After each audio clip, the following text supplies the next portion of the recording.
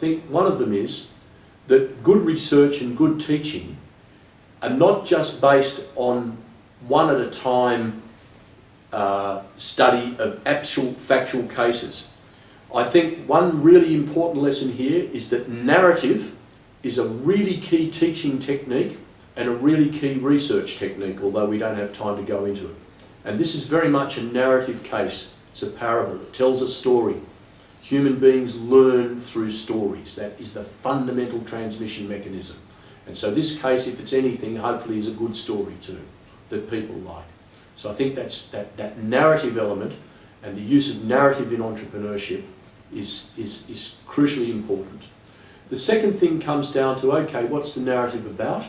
And I think it's about the two things that I'm always about in entrepreneurship. It's about process. Process is really important.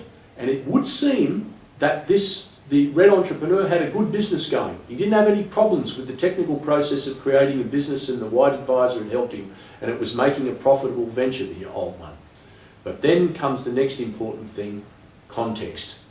And context could have ruined this business, because he would have had people parading outside, potentially vandalising his stocks and things, creating disharmony in a community. So with the best technical process in the world, with an absence of empathy for context. So contextual empathy is absolutely crucial in entrepreneurship, and that's actually a concept that I'm trying to bring into the literature, but unfortunately the mainstream journals can't handle it, because it is so hard to measure in a technical sense.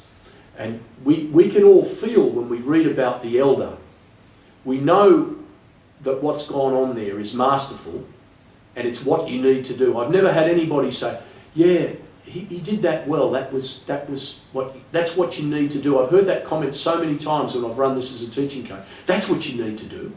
And yet I cannot get that concept of contextual empathy through really good boundary spanning.